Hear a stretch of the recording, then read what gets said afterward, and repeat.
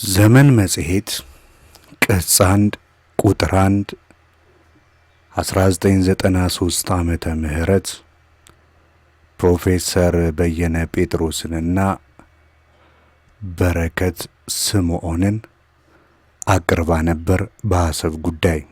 ስለዚህ ያኔ የነበረውን እይታ አብረን እናያለን። ፕሮፌሰር በየነ ጴጥሮስ የአሰብ ወደብ ሕጋዊ ባለቤትነት ጥያቄ የኢትዮጵያ ሕዝብ ነው ሲሉ፣ አቶ በረከት ስምዖን ደግሞ አሰብን በመውረር የሻዕቢያን ስህተት መድገም አንፈልግም ይላሉ። ዝርዝሩን አብረን እናያለን።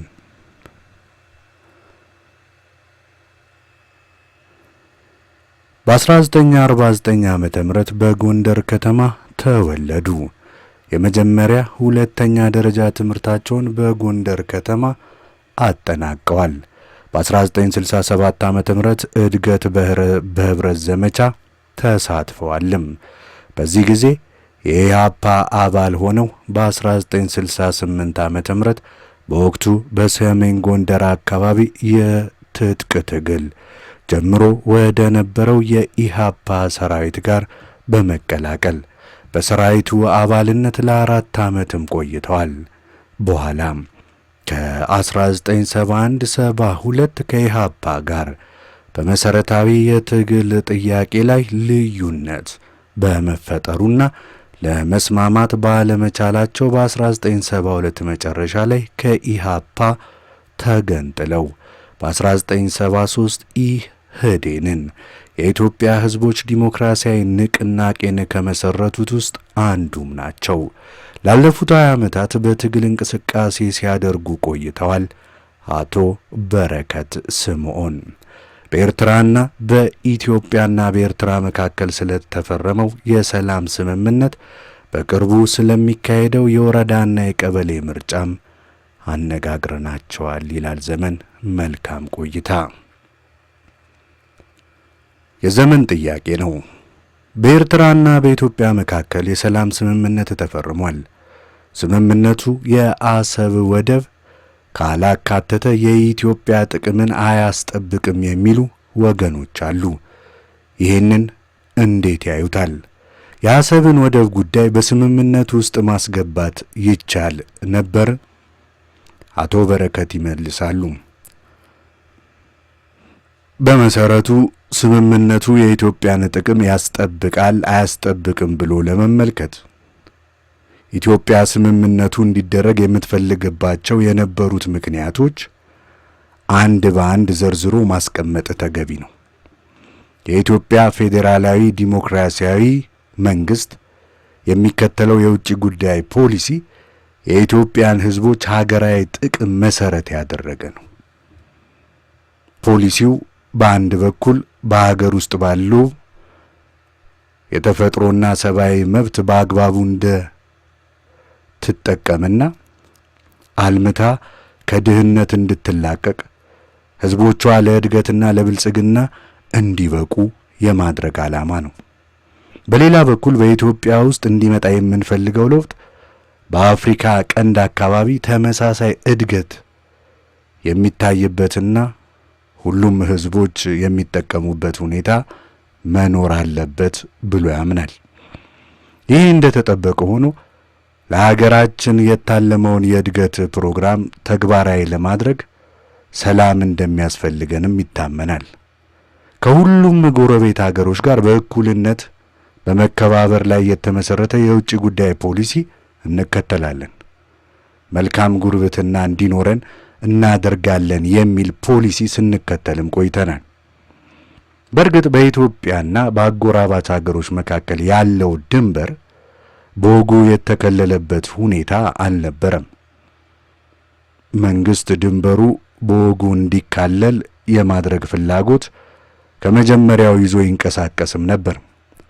ድንበራችንን ከሌሎች ጋር በወጉ የማካለል ጥረት እየቀጠልን ባለንበት ነው የሻዕቢያ መንግስት በእብሪት ተነሳስቶ በ1990 ዓመተ ምህረት በግንቦት ወር ላይ ሀገራችንን ይወረረው። ስለዚህ የኢትዮጵያ መንግስት ዋነኛ ፍላጎት የተፈጸመው ወረራው ከተቻለ በሰላም ካልሆነ ደግሞ በኃይላችን እንዲቀለበስ የማድረግ ነው። ሌላው ወረራው በሚቀለበስበት ጊዜ ዳር ድንበር ለይቶ አግባብ ባላቸው ዓለም አቀፍ ዕውቅና ባገኙ ስምምነቶች ተመስርቶ ድንበር የማካለል ሥራ እንዲሰራ ነው። በአሁኑ ጊዜ በተካሄደው ስምምነት ይህንን ለማድረግ የሚያስችልም ነው። ይህ ስምምነት በቀላሉ የተገኘም አይደለም። በመጀመሪያ ከስምምነቱ ውጪ ፍላጎቱን በኃይል ለመጫን የፈለገውን የሻዕቢያን መንግስትና ሰራዊቱን በከፍተኛ ደረጃ መምታት ነበረብን። መንግስት፣ የኢትዮጵያ መከላከያ ሰራዊትና መላው የሀገራችን ህዝቦች እርምጃውን ወስደዋል።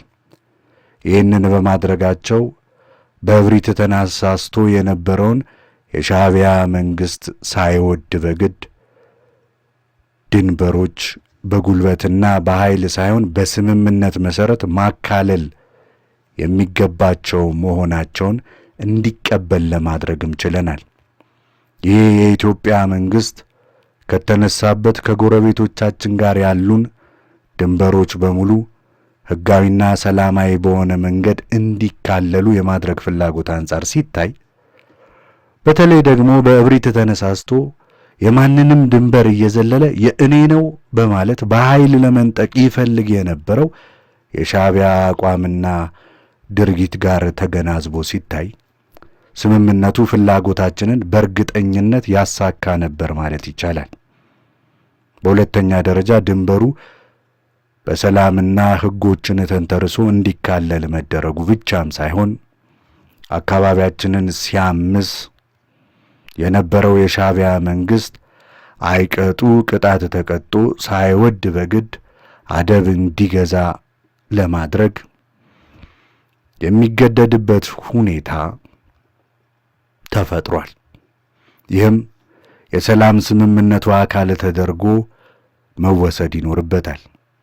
በመሰረቱ ስምምነቱ የኢትዮጵያን ጥቅም ያስከበረ ጉዳይ ነው ተብሎ ሊወሰድም ይገባዋል። በዚህ ደረጃ ምንም አይነት ብዥታ ሊኖረን የሚገባም አይመስለኝም። ይሄ ስምምነት ከተነሳበት መሰረት ሲታይ ፍትሃዊና ትክክለኛ ነው። ከኢትዮጵያ አኳያ በጣም ጠቃሚ ነው የሚል እምነት አለን። ነገር ግን አንዳንድ ወገኖች በተለይ አንዳንድ ተቃዋሚ ፓርቲዎች ስምምነቱ አሰብን ባለማካተቱ የኢትዮጵያ ጥቅምን አያስከብርም በሚል አቋም ሲያራምዱ እንሰማለን። በእኛ እምነት ስምምነቱ አሰብን ሊያካትት የሚችልበትም የሚገባበትም ሁኔታ አልነበረም። መነሻው አሰብን የማስመለስ ወይም ደግሞ አሰብን በቁጥጥር ስር የማድረግ ፍላጎት አይደለም። በአንድ በኩል አካባቢያችን አህጉራ ዘለል በሆኑ መንግስታት እንዳይታመስና እነዚህ መንግስታት ፍላጎታቸውን በሌላ ላይ በግድ እየጫኑ እንዳይሄዱ የማድረግ ፍላጎት ነው። ይህ ፍላጎት መነሻ ሆኖ ሻዕቢያ በተከተለውና በመረጠው የሕገ ወጥ መንገድ ሄዶ ፍላጎቱን ተግባራዊ ሊያደርግ እንደማይችል ለማሳየት ችለናል። እንዲህ ሲባል ኢትዮጵያ ወደብ አያስፈልጋትም ወይም ደግሞ በወደብ የመጠቀም መብት አይኖራትም ማለታችንም አይደለም። ይሄ የኢትዮጵያ መንግስት ከመጀመሪያው እንደገለጸው በወደብ የመጠቀም መብቷን የሚደገፍና በሁሉም አጎራባች ሀገሮች ላይ ተግባራዊ ሊሆን የሚችል ዓለም አቀፍ ግዴታዎችም አሉ። ወደብ የሌላቸው ሀገሮች በወደብ ባላቸው ሀገሮች የመጠቀም ተፈጥሯዊ መብትም አላቸው። ይህን ማንም ሊከለክለው የሚችል መብትም አይደለም።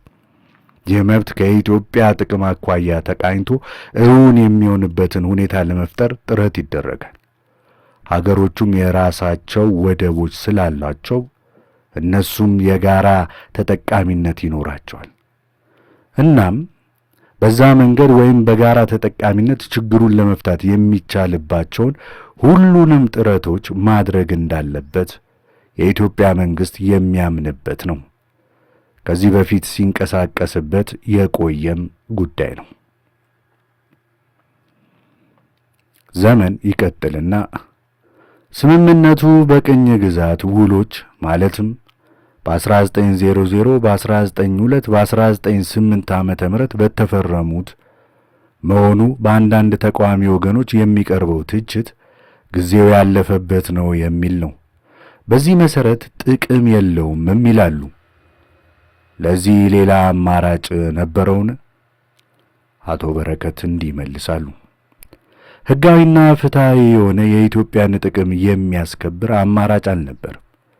እንግዲህ ሌላ አማራጭ ከተባለ ስምምነቶችን ሁሉ ውድቅ ማድረግ፣ ይህ ደግሞ አዲስ ስምምነት የማምጣት ነገር ነው። ይህ በአንድ በኩል የኢትዮጵያን መንግስት በንጉሱ ዘመን የአፍሪካ አንድነት ድርጅት ቻርተርን በሚፈርምበት ወቅት በአፍሪካ ሀገሮች መካከል ያሉ ድንበሮች ውዝግቦች የሚፈቱበትን ሰነድ በተመለከተ አስቀድሞ የተፈረመበት ሁኔታ አለ። ኢትዮጵያ ልትንቀሳቀስ የምትችለው በዛ ሰነድ አማካኝነት ነው። ሰነዱ የድንበር ግጭቶችም ሆኑ ውዝግቦች በቅኝ ግዛት ስምምነቶችና አግባብ ባላቸው ዓለም አቀፍ ሕጎች መሠረት ይወሰናሉ እንደሚል በግልጽ የሰፈረ አንቀጽም አለ። ስለዚህ በዚህ መሠረት የኢትዮጵያ መንግስት እንደ ማጣቀሻ የወሰደው ይህንን ሰነድ ነው። ከዚህ ውጪ ሌላ አማራጭ ይፈለግ ከተባለ በ1900 እና በ1902 እንደገና በ1908 የተደረጉ ስምምነቶች በሙሉ ውድቅ አድርጎ አዲስ ስምምነት መሻት ነው። የኢትዮጵያ መንግስት እስከፈለገና ኃይሉና አቅሙ እስከፈቀደ ድረስ እንዲሄድ የማድረግ አማራጭ ነው ሊሆን የሚችለው። ይህ ደግሞ ትንሽ መሬት ብቻ ሳይሆን ኤርትራን በሙሉ በኃይል ከኢትዮጵያ ጋር አጣብቆ ለመያዝ በተደረገው ጥረት የማያዋጣ መሆኑ በግልጽ የታየ ነው። በኃይለ ሥላሴም በደርግ ዘመን ሌላ አማራጭ ተብለው ተወስደው የነበሩ ስምምነቶችን ጥሶ በአዲስ መልክ ኤርትራን ከኢትዮጵያ ጋር በሙሉ ወይም በከፊል የማቀላቀል እርምጃ አዲስ አይነት ስምምነትና ፍላጎት ነው የሚሆነው። ይሄ ፍላጎት የአንድ በኩል ብቻ ይሆናል።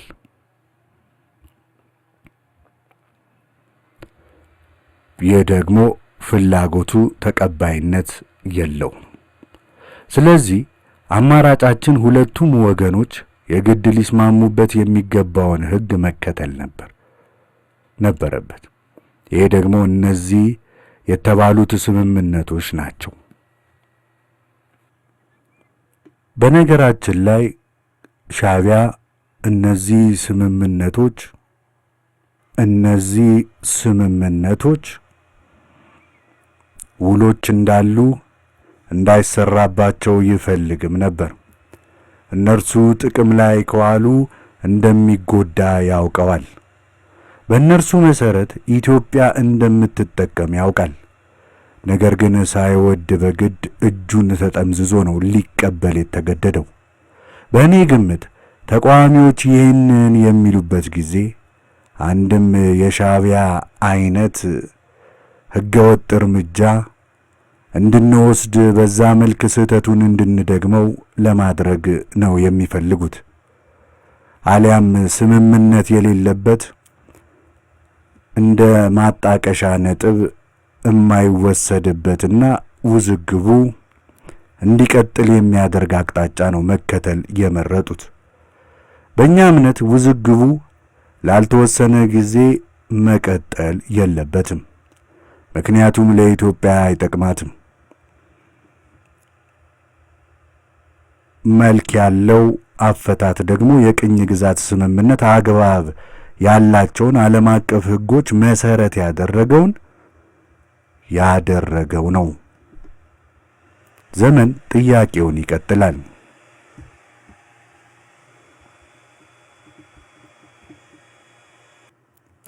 ሻዕቢያ ለስምምነቱ ተገዢ በመሆን ከጠብጫሪነት የሚታቀብ ይመስሎታል? አቶ በረከት ይመልሳሉ። ሻዕቢያ ለሰላም ይቆማል የሚለው ጥያቄ ለመመልከት ከሁለት ነገር መነሳት ተገቢ ይመስለኛል። ሻዕቢያ በተፈጥሮ ጸረ ሰላም ኃይል ነው። ይህንን ከሁሉም ጎረቤቶቹ ጋር በመናከስ አረጋግጦታል። በባህሪው ጸረ ሰላም የሆነ ኃይል ከሁሉም ጎረቤቶቹ ጋር መናከስ የለመደ ጸረ ሰላም መንግስት የሰላም ኃይል ይሆናል ብለን የምንጠብቅበት ሁኔታ ያለ አይመስለኝም። በሁለተኛ ደረጃ ሻዕቢያ ጸረ ሰላም እንዲሆን የሚያደርገው በሀገር ውስጥ የሚከተላቸው ፖሊሲዎች በሙሉ የኤርትራን ሕዝብ መሰረታዊ ጥያቄ የሚመልሱ አይደሉም። ስለዚህ ከኤርትራ ሕዝብ የሚቀርበውን ጥያቄ በሙሉ አቅጣጫ በማሳት መመለስ መቻል አለበት። ለዚህ ነው ከጎረቤት ሀገሮች ጋር እየተናከሰ የሕዝብ ትኩረት ወደ ራሱ እንዳይሆን እያደረገ የቆየውም። ስለዚህ ይህ መንግስት የኤርትራን መሰረታዊ ጥያቄዎች ለመመለስ ዝግጁነት እስከሌለው ድረስ አሁንም የኤርትራን ሕዝብ አቅጣጫ ሊያስት ይችላል። ሕዝቡ ጥያቄ እንዲያነሳ ያደርጉታል የሚላቸውን ነገሮች በሙሉ ከመሞከር የሚቆጠብበት ሁኔታ አለ ብለን ልንተማመንም አንችልም። ነገር ግን ይህ ጸረ ሰላም ተፈጥሮ ያለው መሆኑን ያክል ጸረ ሰላም ፍላጎቶችን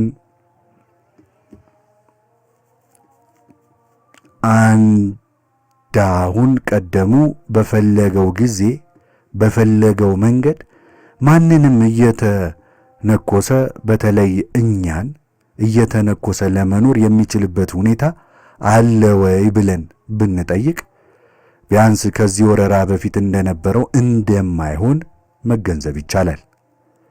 የሻዕቢያ ሰራዊት ባለፉት 2 ዓመታት ከፍተኛ ጥቃት ደርሶበታል። በሞከራቸው ውጊያዎች በሙሉ ከሞላ ጎደል መጀመሪያ ላይ በድንገት ተነስቶ ከያዛቸው መሬቶቻችን በመለስ በማንኛውም ጦርነት ላይ አልተሳካለትም። በርካታ ሰራዊት ተመቶበታል። በመጨረሻ ደግሞ በእኛ ተነሳሽነት በተካሄዱት ትልልቅ ውጊያዎች በሰብአዊና በቁሳቁስ መልኩ የደረሰበት ኪሳራ እጅግ በጣም ከፍተኛ ነው። በአሁኑ ጊዜ በኤርትራ ህብረተሰብ ውስጥ ቀስ እያለ እየሰረጸ የቁስሉ መጠንና ስፋት ህብረተሰቡን እየተሰማው እንደሚሄድም እንገምታለን። ከዚህ በመነሳት ሲታይ ቢያንስ ጠብ ከመጫሩ በፊት 2-3 ማሰብ ይኖርበታል።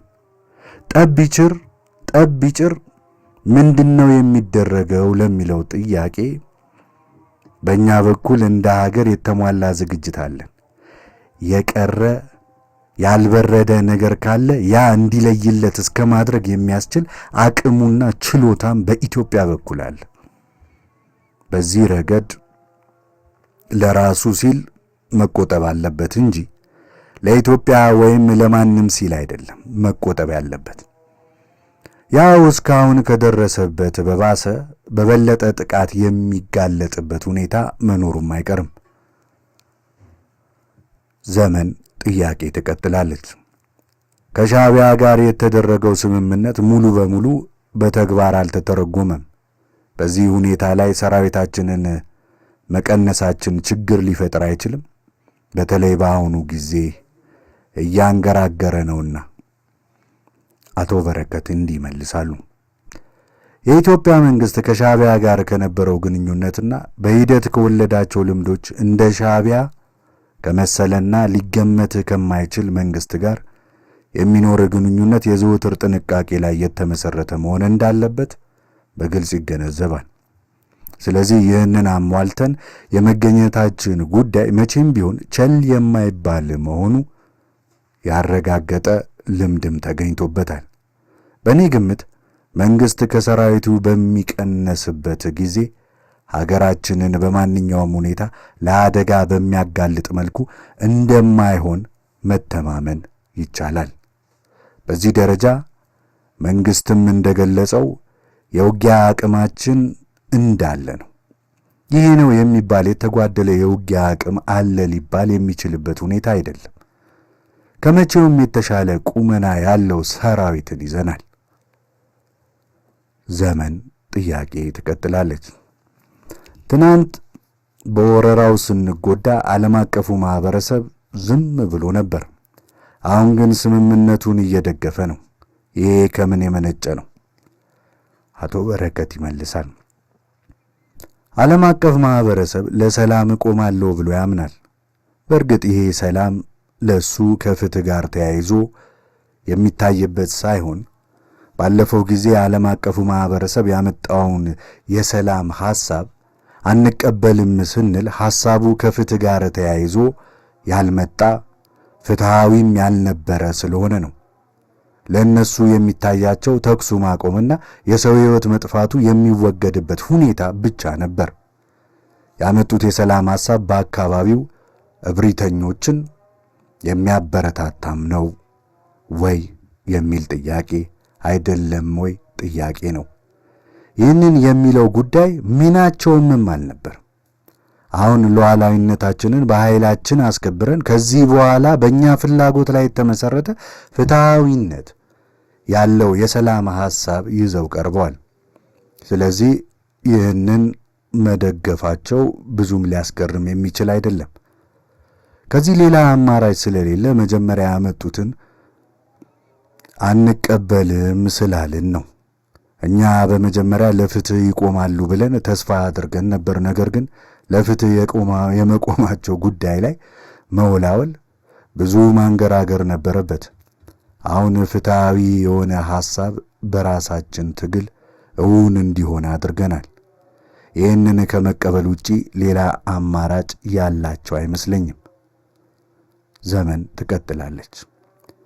ኢትዮጵያ ስምምነቱን ከፈረመችው በዓለም አቀፍ ተጽዕኖ ከእርዳታ ጋር በተያያዘ ሁኔታ ነው የፈረመችው ይባላል። ለዚህ ያለው አስተያየት ምንድን ነው? አቶ በረከት ኢትዮጵያ ስምምነቱን የፈረመችው በዓለም አቀፍ ተጽዕኖ ምክንያት አይደለም። በተጽዕኖ ምክንያት የሚፈረም ቢሆን ባለፈው ጊዜ የመጣው የሰላም ሐሳብ በፈረመችም ነበር።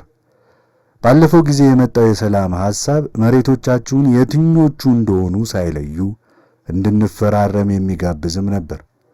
አስቀድመን የተኩስ አቁም እንድንፈራረም፣ በአፈታት መርሆቹ ላይ ስምምነት ላይደረስ በየትኛው የስምምነት ሰነድ ችግሮቹ እንደሚፈቱ ግልጽ ባልሆነበት ሁኔታ ላይ አስቀድመን ተኩስ አቁም እንድንፈራረም እስከ ማስገደድ የሞከሩበት ሁኔታ ነበር። መንግስታችን ይህንን አልቀበልም ብሎ በጽናት ቆሟል። አንዳንድ ተቃዋሚ ነን የሚሉ በዚህ መንግስት ላይ የሚያቀርቡት ሂስ ካልጠፋባቸው በስተቀር መንግስት የሰላም ሐሳቡን የተቀበለው ተገዶ አይደለም። ሁለተኛ፣ የኛ መንግስት በፍላጎታችን አንጻር የተዘጋጀ የሰላም ሐሳብ አደራዳሪዎቹ እንዲቀበሉ አድርጓል። እውነታው ይሄ ነው። እነሱ ያመጡትን የሰላም ሐሳብ የኢትዮጵያ መሰረታዊ ጥቅሞች የማያስከብር በመሆኑ እምቢ ብለን ጦርነቱን አካሄድን። በጦርነቱ አቸነፍን። ካቸነፍን በኋላ ደግሞ ከሞላ ጎደል እያንዳንዷ አንቀጽ እኛ በምንፈልጋት መንገድ እንድትዘጋጅና እንድትቀረጽ ለማድረግም ችለናል። ይህን ለማድረግ በወታደራዊ ኃይላችን፣ ዲፕሎማሲያዊ ስራችን ተጠቅመናል። ስለዚህ ዓለም አቀፉን ማህበረሰብ በግድ ውሰዱ ሲለን ከነበረው የሰላም ሰነድ እኛ ወደምንፈልገው የሰላም ሰነድ እንዲመጣ አድርገናል። ስለዚህ ወሬው መሰረተ ቢስ ይመስለኛል። ዘመን በአጠቃላይ የኢትዮጵያና የኤርትራ የወደፊት ግንኙነት ምን ሊሆን ይችላል? አቶ በረከት ይህ ሁኔታ የሚወሰነው በኤርትራ በኩል ከሚኖረው ውስጣዊ እድገት ጋር ነው። በእርግጥ ከኢትዮጵያ በኩል ከየትኛውም ህዝብ ጋር በሰላም በመፈቃቀርና በመከባበር እንዲሁም የጋራ ጥቅምን በመመስረት ለመኖር ዝግጁነቱ አለ። ይሄ የደርግ መንግስት በትግል ከተወገደ በኋላ በስፋት እውን የሆነ ዝግጁነትም ነው። ምንም እንኳን ባለፉት 10 ዓመታት ልምዳችን ኢትዮጵያን ለሰላምና ለመልካም ጉርብትና ያላት ፍላጎት በጎረቤቶቿ በኩል በሚፈለገው ደረጃ ተመሳሳይ ምላሽ አግኝቷል ለማለት አያስችልም። ቢሆንም ስንከተለው የነበረው አቅጣጫ አካባቢያችን ሰላም የሰፈነበትና በመልካም ጉርብትና ጥቅም ላይ የተመሰረተ እንዲሆን ለማድረግ የሚያግዝ ነው ተብሎ ሊወሰድ የሚችል ነው። የኤርትራ እብሪተኛ መንግስት በኃይል የኢትዮጵያን መሬት ለመውሰድ ያደረገው ጥረት እስከ ተከሰተበት ጊዜ ድረስ ከኤርትራ ጋር ግንኙነቱ ሲደረግ የቆየው በዚሁ ሁኔታ ነበር። በኃይል የመጣው ነገር በኃይል ተቀልብሶ ዛሬ በሁለቱ አገሮች መካከል የሰላም ስምምነት ተፈርሟል። ከአሁን በኋላ ግንኙነቱ የሚወሰነው የኤርትራ ሕዝብና በኤርትራ ያለው መንግስት በሚወስዱት እርምጃ ነው። የኤርትራ መንግስትና ሕዝብ በተሳሳተ ጎዳና የሚቀጥሉ ከሆነ ከኛ ብቻ ሳይሆን ከሁሉም ጎረቤቶቻቸው ጋር መልካም ግንኙነት የሚመሰርቱበት እድል አይኖርም።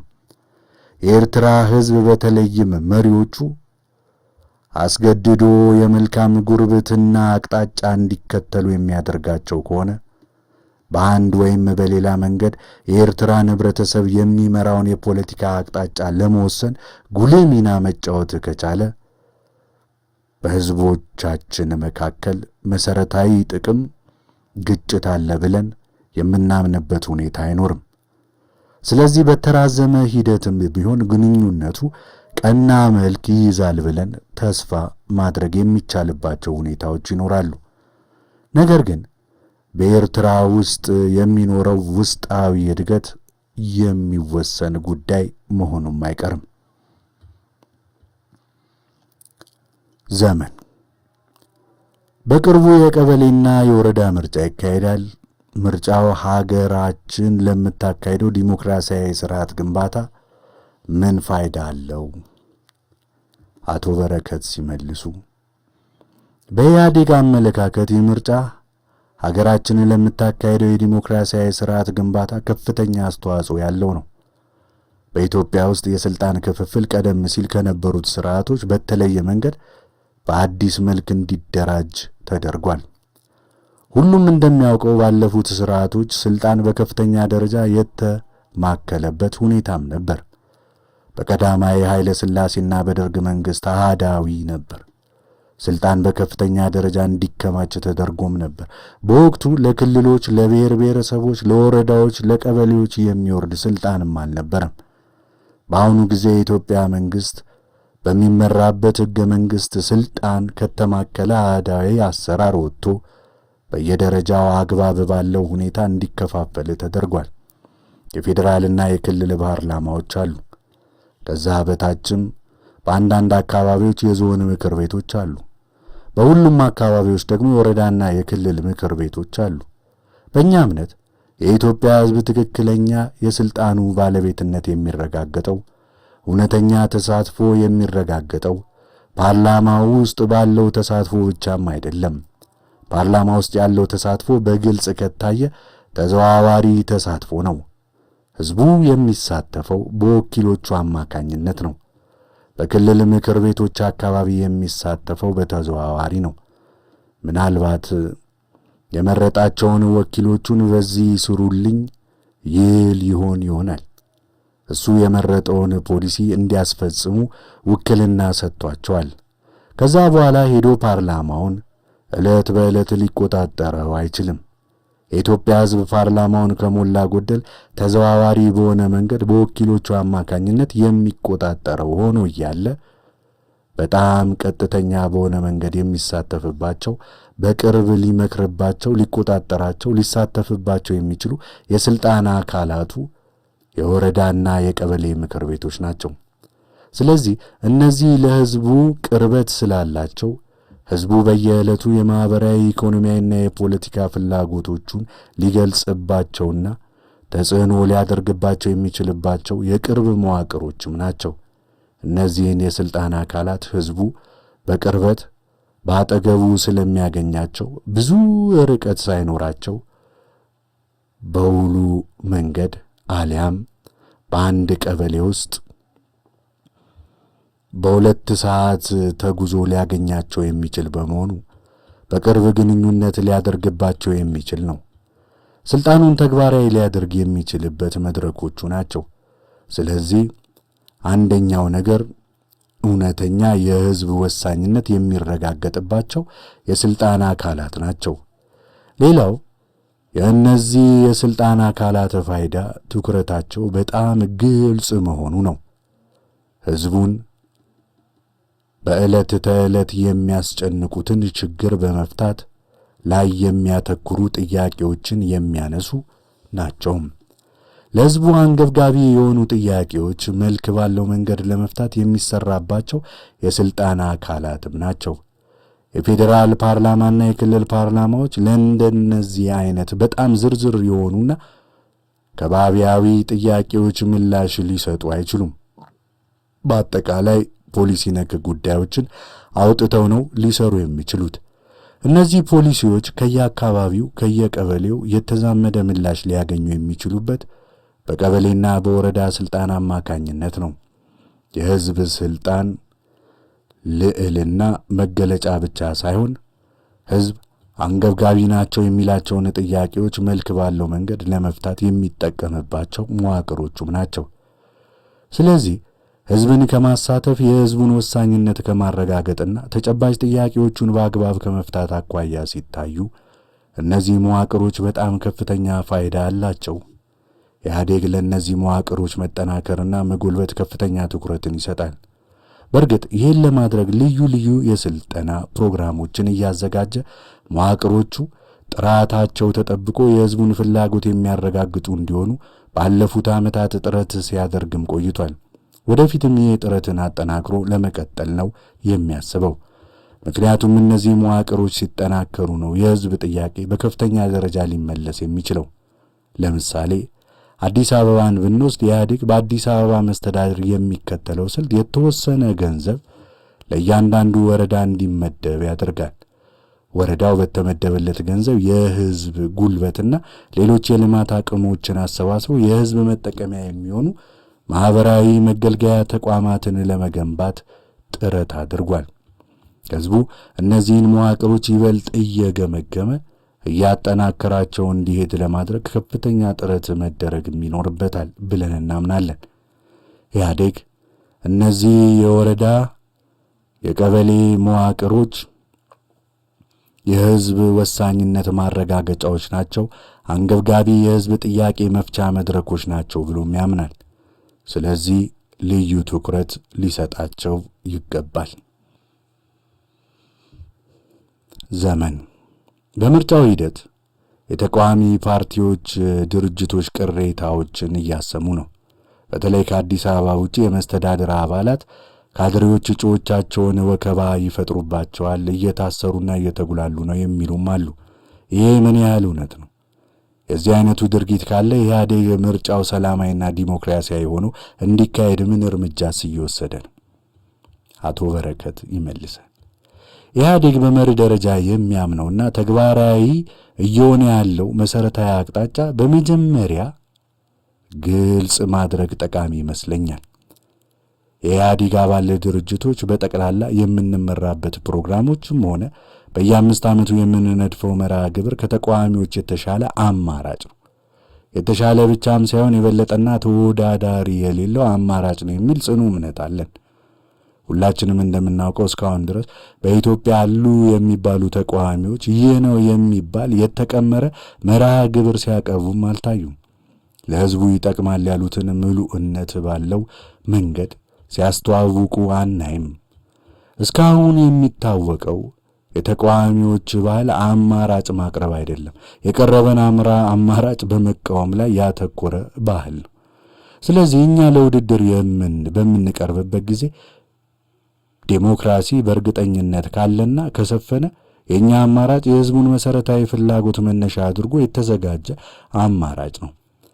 ይህም ብቻም ሳይሆን በተጨባጭ የሕዝቡን መሰረታዊ ፍላጎት ለመመለስ ነው። አማራጮችን ዲሞክራሲ ባለበት ሁኔታ የሚቸነፉ አማራጮችም አይደሉም። ሕዝቡ ሊመርጣቸው ያዋጣሉ፣ ይጠቅማሉ ብሎ ሊያምንባቸው የሚችልበት እድልም አለ። ስለዚህ ኢህአዴግ ከዚህ በመነሳት የማያሳፍሩ አማራጮችን ይዞ የሚቀርብ ድርጅት በመሆኑና ዲሞክራሲ በመኖሩ አማራጮችን ያሸንፋሉ። በእኛ እምነት ዲሞክራሲ እንዲኖር የማይፈልገው አካሄድ የተቃዋሚዎች ነው። የተቃዋሚዎች አካሄድ ለምንድነው ዲሞክራሲ እንዲኖር የማይፈልገው ብለን ከጠየቅን ተቃዋሚዎች ዲሞክራሲ ካለ ህዝቡ ማንኛውንም ነገር በግልጽ ሊወያይበትና ሊጠይቀው የሚችልበት እድል ከተፈጠረለት ይዘውት የሚቀርቡት አማራጭ ትክክለኛ ያልሆነና ህዝቡን የማይጠቅም በመሆኑ በቀላሉ ሊጋለጡበት የሚችሉበት ሁኔታ ሊኖር ይችላል። ባለፈው ጊዜ የነ መዓድን አማራጭ አይተነዋል። ለምሳሌ በአንድ ወቅት ቤት ለባለቤት እንመልሳለን አሉን። ይህ ተከራዩን የሚያስቆጣ ሆኖም አገኙት። እንዴት ነው ለተወረሰባቸው ቤት የምትመልሱት አላቸው ህዝቡ። ለዚህ የሰጡት መልስ በጣም የተምታታ ነበር። በአንድ በኩል መነሻቸው የሆነውን የቤት ባለቤቶችን ለማስደሰት እንሰራለን ሲሉ ቆዩ።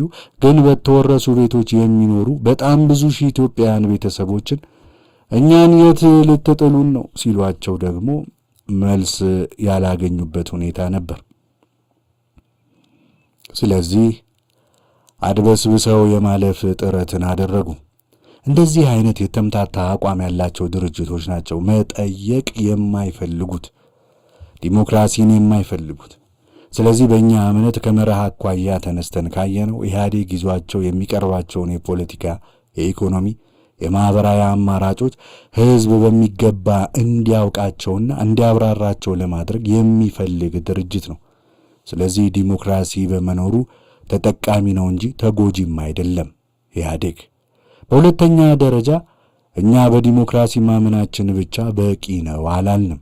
ከምርጫ በፊትና በኋላም አባሎቻችን ምርጫ የህዝብ መብት በመሆኑ ይህንን የህዝብ መብትን እና ፍላጎት መገለጫ የሆነ ምርጫ በምንም አይነት መንገድ እንዳያዛንፉ፣ ተጽዕኖ እንዳያሳድሩበት እንጥራለን።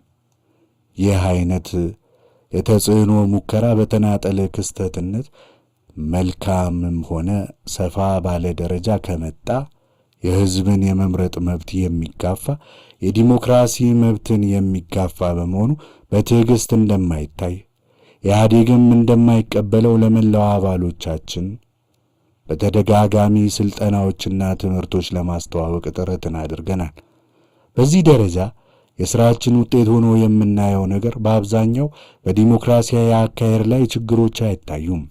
በምርጫ ላይ ህዝቡ የፈለገውን የሚመርጥባቸው ሁኔታዎች እንዳሉ እያየንም ነው። ይህ እንደተጠበቀ ሆኖ አልፎ አልፎ በአንዳንድ አካባቢዎች ስህተት አይሰራም ብለን እያለ በወቅቱ ስለነበረው ምርጫ ይቀጥላል። ስለ ኤርትራ ጉዳይ ያለው ነገር ይሄ ነው።